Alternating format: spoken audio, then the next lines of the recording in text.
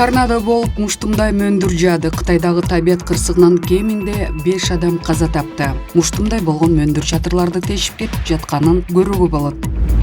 Өлкөбүздүн көпчүлүк аймактарында сел жүрүп жаратылыш кырсыздарынан жабыр тарткан мекендештерибиз арбып кетти. Мындай шартта өзгөчө кырдаалдар министри Бообек Ажыкеев эмне кылып атканы белгисиз. Бабанов кайрадан кайырмакка илинеби? Бабановдун бизнес иштери текшерилери бекер жерден козголбосо керек. Жакында чыр чыккандай ал Фрунзе гипермаркеттерин жеңил жол менен Азияга айландырып алдамчылык жасаганбы? Боору ооругандар жана жилик чучугун костный мозг алмаштыруучулар үчүн президент операцияларды өзүбүздөн жасаганды ишке ашыргыла деп тапшырма берди. Тагыраагы бейтап донорду өзү табат, операцияга кеткен чыгымды президент төлөп берет.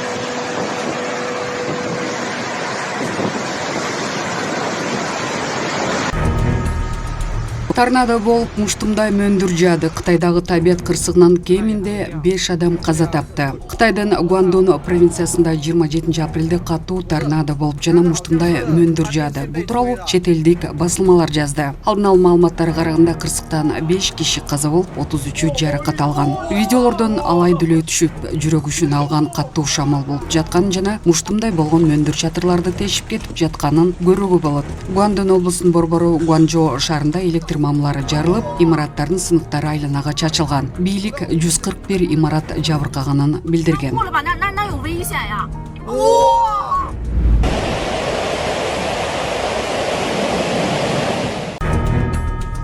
Эл кыйналып атканда министр Бообек Ажыкеев кайдыгерлигин көрсөттү. Өлкөбүздүн көпчүлүк аймактарында сел жүрүп жаратылыш кырсыздарынан жабыр тарткан мекендештерибиз арбып кетти. Мындай шартта өзгөчө кырдаалдар министри Бообек Ажыкеев эмне кылып атканы белгисиз. Өзүн көрсөтө алган жок. Эгерде башка жетекчи кайдыгер ыкшоо болсо, орун басарларынан коллективинен эмнени күтсө болот. Президенттин администрациясы Бообек Ажыкеевдин ишмердигине талдоо жүргүзүп, баа бериш керек да. Эл кыйналып атса, өзгөчө кырдаалдар министрлиги тиешелүү милдетин убагында аткарбай, нааразычылыктарды жаратууда. Маалымат булагы Азия News.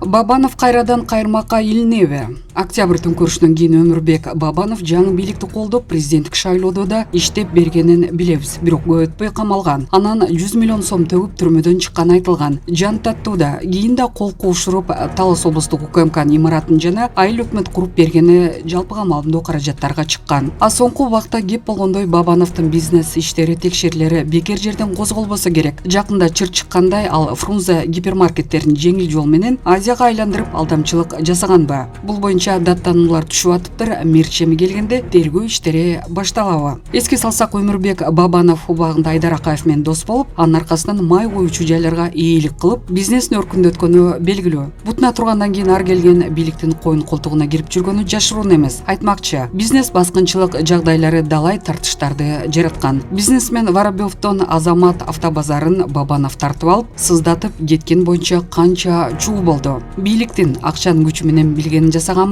Негизи көп суроолор ачык бойдон турат. Өздүк булагыбыз билдиргендей, Бабановдун бизнес иштери текшерилиши мүмкүн. Тагдыры жарга асылып, кайрадан кайырмакка илинеби? Маалымат булагы Арбакейжи.